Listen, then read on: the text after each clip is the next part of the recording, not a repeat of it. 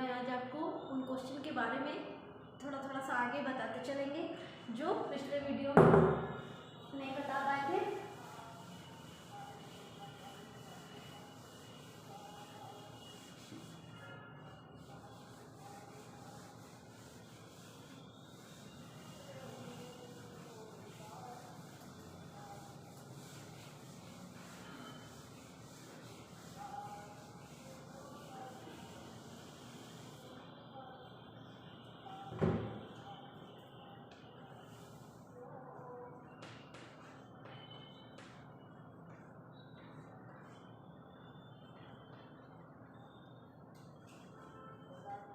वो क्वेश्चन जो इम्पोर्टेंट तो होता ही है, लेकिन अपने को भी वो उन चीज़ों के बारे में पता होना चाहिए। क्वेश्चन तो ठीक है, लेकिन अपना जो सब्जेक्ट है उसको जो नाम से ही पता चलता है, जहाँ पे हम सुबह शाम दोपहर रात यानी कि वहीं पर रात दिन अपने जीवन को व्यतीत कर रहे हैं।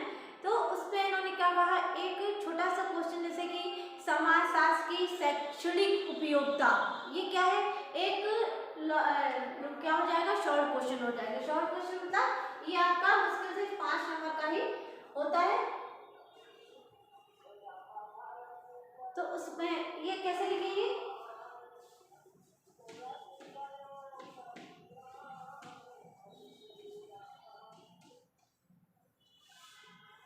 समाजशास्त्र की शैक्षणिक उपयोगिता।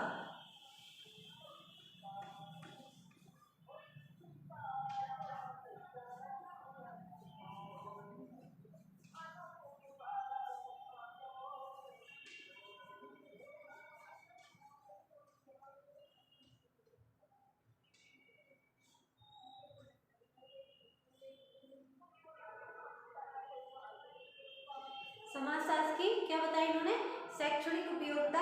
उपयोगिता किसी चीज की तभी होती है जब उसका जो महत्व ज्यादा बढ़ जाता है। तो ज्यादा महत्व किसका बढ़ता है, जब हम किसी चीज को ज्यादा इम्पोर्टेंस देते हैं। और इम्पोर्टेंस कब देते हैं, जब उसके बारे में डीपली हमें अच्छी तरह से पता होता है कि कौन सी चीज हमारे लिए कितनी उपयोगी सिद्ध होती है। कह रहे हैं सही पहला जो पॉइंट है वो क्या है, सहज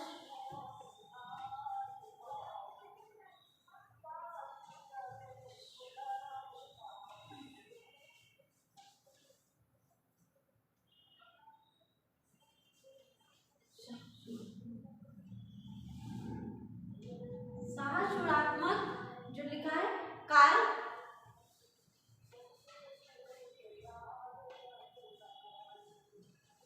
दूसरा क्या बताया, प्रजातांत्रिक कार्य।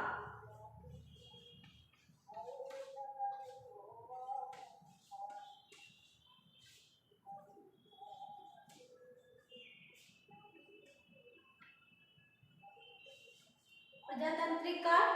तीसरा जो परिभाषित कार्य।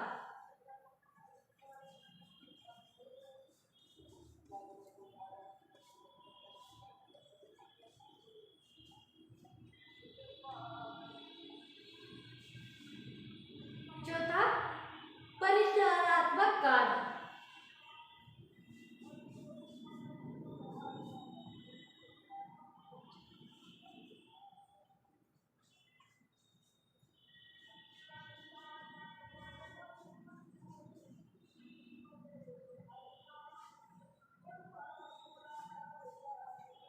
पांचवा सांस्कृतिक कार्य।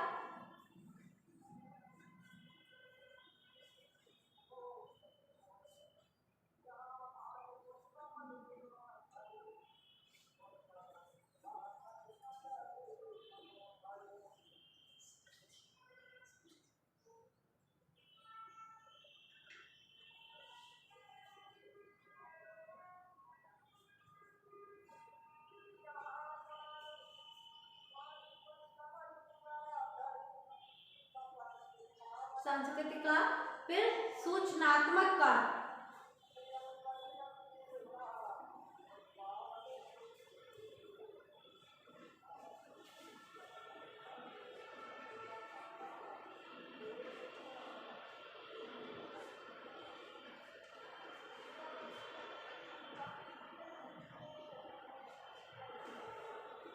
सूचनात्मक कार्य।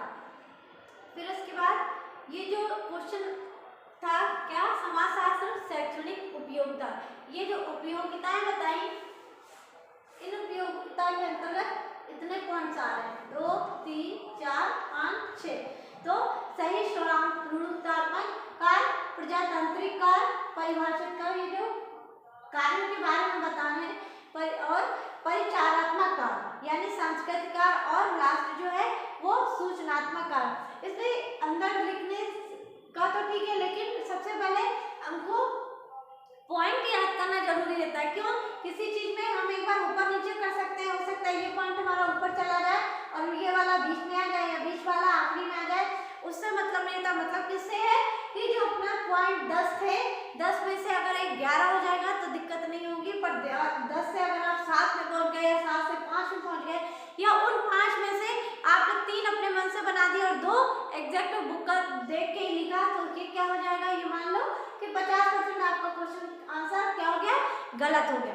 तो अपने को क्या करना है, गलत नहीं करना, सही करना। तो सही करने के लिए हमने क्या करा, जो 10 पॉइंट थे, 10 में से भले हमने 5 याद करे पर वो बिल्कुल सही थे। तो इसमें क्या है, बनाने का कोई सिस्टम नहीं रहता, बने हुए क्वेश्चन और आंसर एक बार क्वेश्चन बनाए जा सकते हैं कि जैसे ऑब्जेक्टिव क्वेश्चनों को क्लियर निश्चित नहीं होता है कि यही ऑब्जेक्टिव क्वेश्चन आएगा, ऑब्जेक्टिव क्वेश्चन निश्चित नहीं है तो ठीक, लेकिन ये जो बाकी का क्वेश्चन है उनकी जो डिटेल है वो अगर हम एक बार अच्छे से पढ़ लेंगे तो अपने आप हम बने हुए क्वेश्चनों के आंसर जो है वो अलग दिखने लगते हैं कि उत्तर जो है वो स्टूडेंट्स ने क्या किया है, बना के लिखा है। पर अगर पॉइंट वाइज किसी चीज का जवाब हम देते हैं तो क्या होता है, उसका आंसर सही लगता है। तो ठीक उसी तरह से अब हम आगे क्या पढ़ रहे हैं कि जैसे पिछले वीडियो में पढ़ा था कि रॉबर्ट बीर स्ट्रीट जो है वो क्या है, वे सभी समूह द्वितीय है। मतलब उन्होंने क्या बताया, जो द्वितीय समूह की परिभाषा देते हुए वो क्या कह रहे हैं कि वे सभी समूह द्वितीय जो प्राथमिक नहीं है। और उसी को जो मतलब इसी डेफिनेशंस को जो दूसरे राइटर हैं उन्होंने क्या कहा, वे समूह जो घनिष्ठता की कमी का अनुभव करते हैं वो क्या कहलाते, द्विसमूह कहलाते हैं।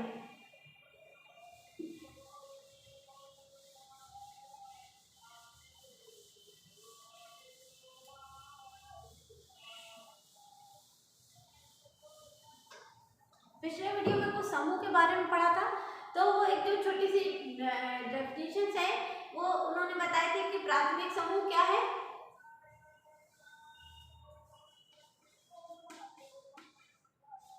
रॉबर्ट बीर स्ट्रीट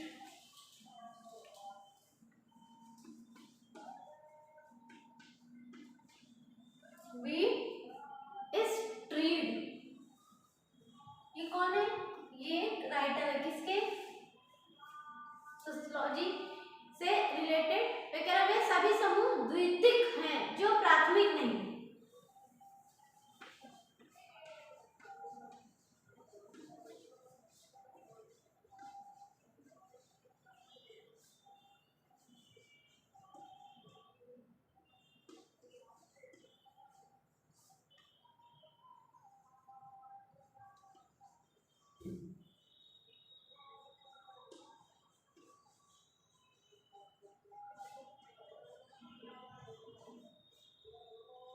प्राथमिक नहीं। फिर उन्होंने क्या कहा कि वे समूह जो घनिष्ठता की कमी का अनुभव करते हैं।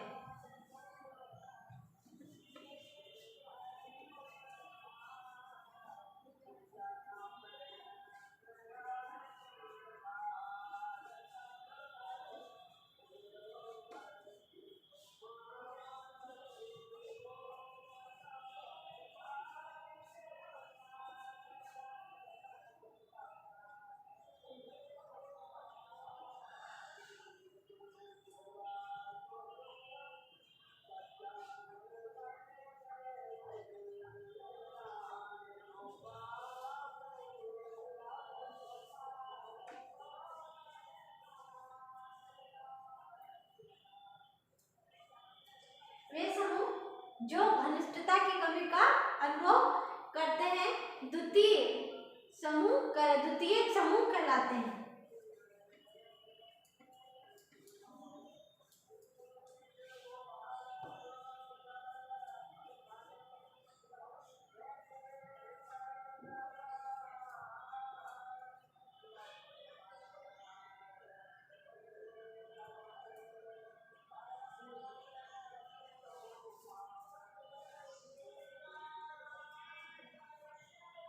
तो ये किसने कहा? चार्ल्स फूले।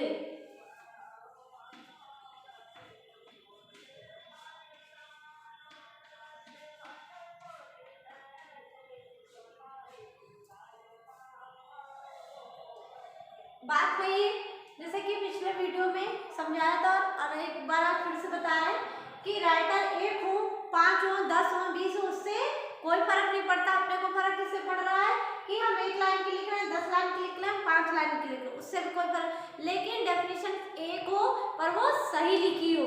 उसके बाद में हम 10 बार बार एक ही डेफिनेशन को 10 राइटर्स के बारे में बताते जाए, इन्होंने ये लिखा, इन्होंने ये लिखा, उससे कोई मतलब नहीं। मतलब किससे हमने एक लिखी, सही लिखी, तो हमको क्या हुआ, आगे का क्वेश्चन लिख पाएंगे। अगर हम डेफिनेशंस में ही वहीं पर रुके रहेंगे तो आगे जो आंसर वो हमारा छूट जाएगा। तो सही तरीका क्या है, हम 10 ना याद करके हमने 2 याद करी, 2 में से हमने 1 लिखी। जब हम 2 याद करते हैं तब 1 लिख पाते हैं। अगर दोनों याद करेंगे, दोनों लिख दें और अच्छी बात, लेकिन अपने पास समय एक निश्चित होता है कि हमको 3 घंटे में ही इतने क्वेश्चनों के आंसर देने हैं। तो उन क्वेश्चन के हिसाब से ही हमें आंसरों की तैयारी करनी कि ये क्वेश्चन इतनी देर में लिख जाना चाहिए। तो इसलिए क्या है, ये डेफिनेशन हो गई। अब आगे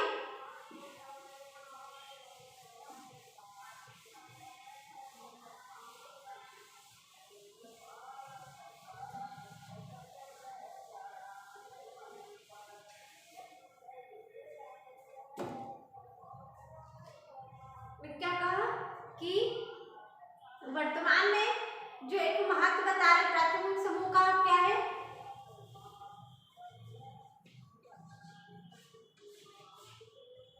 जो पिछले वीडियो में बताया था क्या कि प्राथमिक समूह का एक प्रत्येक वर्तमान युग में द्वितीय समूह का महत्व बढ़ता जा रहा है। उसको क्या बताया, महत्व जो है वो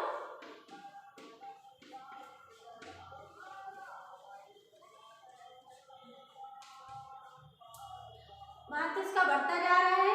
और आधुनिक युग में लोगों की आवश्यकताएं इतनी बढ़ गई हैं कि उनकी पूर्ति व्यक्ति सीमित दायरे में रहकर नहीं कर सकता है। इन आवश्यकताओं की पूर्ति के लिए उसे अन्य समूह को संगठित करना पड़ता है तथा उसकी सदस्यता ग्रहण करनी पड़ती है। हर व्यक्ति अपने हितों की पूर्ति में लगा रहता है तथा एक दूसरे से आगे निकल जाने की कोशिश करता रहता है। ऐसी स्थिति में दिनों दिन द्वितीय समूह की संख्या जो है वो बढ़ती जा रही है और लोग को उनकी आवश्यकता भी महसूस होने लगती है। इसके महत्व को इस प्रकार भी व्यक्त किया जा सकता है कि व्यक्तित्व का विशेषीकरण।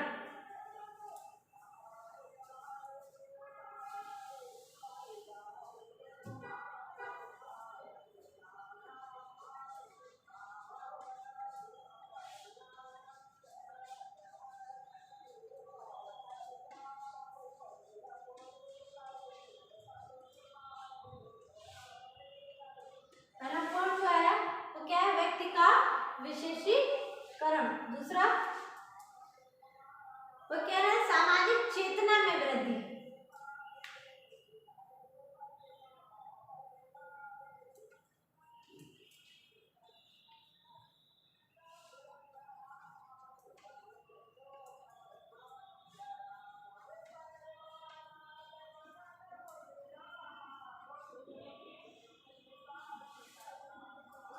सामाजिक चेतना में वृद्धि जो इन्होंने बताया, व्यक्ति का विशेषीकरण मतलब आधुनिक युग जो है वो हमारा क्या है, श्रम विभाजन और विशेषीकरण का युग है। कौन सा युग है, श्रम विभाजन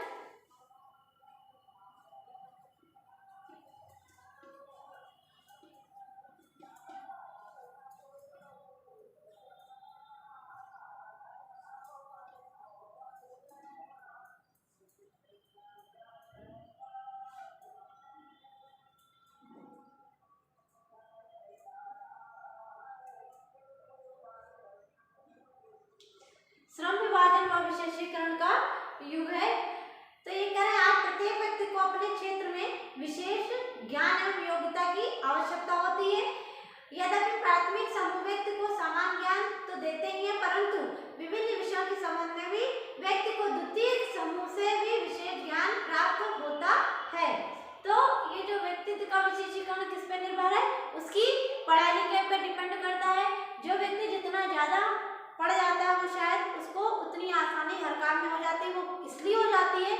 वो हर चीज में परफेक्ट हो चुका होता है। वो परफेक्ट इसलिए हो चुका होता है क्योंकि वो बाहर निकलता है, 10 लोगों के साथ रहता है, या जितने भी उसका आसपास का वातावरण है वो उससे हर चीज सीखता है, और सीखने के बाद वो दूसरों को सिखाने की कोशिश करता है। लेकिन क्या हम एक ही आदमी से मिलकर अपने जीवन की प्रक्रिया को खत्म कर सकते हैं? नहीं कर सकते। क्यों नहीं कर सकते? क्योंकि उसमें और भी बहुत सारी चीजें ऐसी हैं जो शायद हमको फॉलो सब कर नहीं कर पाते, कुछ कुछ कर लेते हैं। जो कर लेते हैं वो शायद जरूरी भी नहीं कि वो अच्छी हो या फिर बुरी हो। तो उसके लिए हम क्या करेंगे कि एक और जो मैंने बताया औपचारिक संबंध, विशेष उद्देश्य या उद्देश्यों में विभिन्नता या स्वेच्छा से प्राप्ति।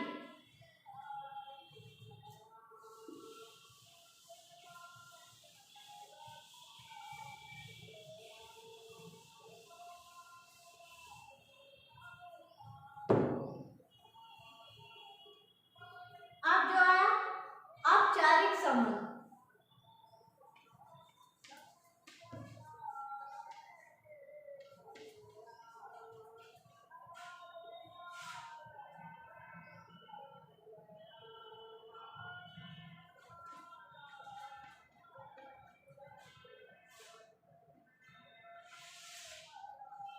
औपचारिक संबंध। फिर कह रहा है विशिष्ट उद्देश्य।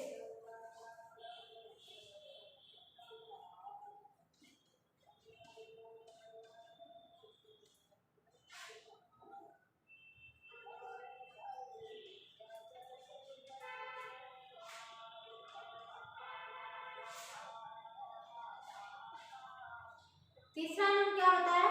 उद्देश्यों में विभिन्नता।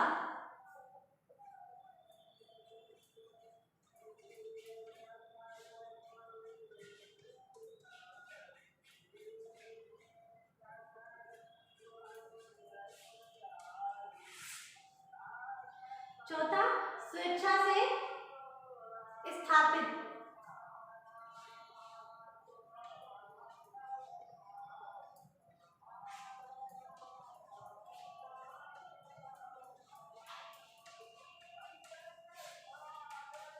जो पॉइंट्स आ रहे हैं वो किसके अंतर्गत इन्होंने बताए? वे द्वितीय समूह के अंतर्गत आ रहे हैं। कौन से? जो इन्होंने बताया औपचारिक संबंध, ये किसकी बात कर रहे हैं? उस समूह के संबंध में औपचारिक कहते हैं। इसके समूह के सदस्य भले ही एक दूसरे से मिलते हैं, बातचीत करते हैं, फिर भी एक दूसरे के व्यक्तिगत रूप से परिचित नहीं होते और न ही वो एक दूसरे को पहचानते। इसका कारण क्या है? यह समूह आकार में बड़ा होता है। उदाहरण, एक कारखाने में कार्यरत श्रमिक जो और कर्मचारी आपस में एक दूसरे से मिलते जुलते रहते हैं, किंतु उनका संबंध जो है वो व्यक्तिगत नहीं होता है। वो क्या होता है कि वहां पर इकट्ठे जितने लोग हैं वो एक दूसरे को इतनी अच्छी तरह से नहीं जानते। अब ये क्या करें? विशिष्ट उद्देश्य। हमारी जिंदगी के कुछ उद्देश्य होते हैं जो विशिष्ट, मतलब एक नाम से उनको जोड़ना है। क्या कह रहे हैं? एम तो है, लेकिन उसके पहले क्या किया? विशिष्ट उद्देश्य की पूर्ति। जब वो उद्देश्य, ये उद्देश्य शायद अन्य उद्देश्यों से थोड़ा सा कठिन हो जाते हैं, जैसे कि द्वितीय समूह की स्थापना किसी विशिष्ट उद्देश्यों को लेकर की जाती है, जैसे औद्योगिक स्थापना की संस्थान की स्थापना। औद्योगिक जो है वो संस्थान की स्थापना और उस आर्थिक उद्देश्यों की पूर्ति के लिए की जाती है, या फिर विश्वविद्यालय की स्थापना शिक्षा संबंधी या शैक्षणिक ज्ञान प्राप्त करने के विशेष उद्देश्यों की पूर्ति के लिए करते हैं, जो द्वितीय समूह को स्पष्ट करता है। ये कह रहे हैं उद्देश्यों में विभिन्नता। द्वितीय समूह का आकार बड़ा होने के कारण इन सदस्यों में घनिष्ठता और हम की भावना पूर्णता अभाव होती है। यही कारण है कि इसमें उद्देश्यों की जो क्या थी? समानता नहीं होती, बल्कि सभी सदस्य अपने अपने स्वार्थों एवं उद्देश्यों की पूर्ति से जुड़े रहते हैं, और जो उद्देश्य जुड़ने की बात करें वो कभी ना कभी पूरे जरूर हो जाते हैं। तो अतः इस समूह में समानता, समान हितों का अभाव होता है। जो इन्होंने लास्ट में बताया स्वेच्छा से स्थापित, तो क्या कह रहे हैं? द्वितीय समूह का निर्माण जो है वो जागरूक अवस्था में जानबूझ के किया जाता है, क्योंकि विशेष स्वार्थ समूह होने के कारण या विशेष उद्देश्यों की पूर्ति हेतु गठित जाती है, और इन उद्देश्यों की पूर्ति के लिए व्यक्ति द्वारा स्वेच्छा से द्वितीय जो समूह है उसकी स्थापना की गई है। तो अब स्टूडेंट्स इसके आगे जो और भी क्वेश्चन है या इसके आगे के जो आंसर है वो नेक्स्ट वीडियो में बताएंगे। बाकी आपको कुछ ना समझ में आए तो आप पूछ सकते हैं। अगर आपको ये वीडियो पसंद आए तो आप लाइक एंड सब्सक्राइब कर सकते हैं। Thank you very much.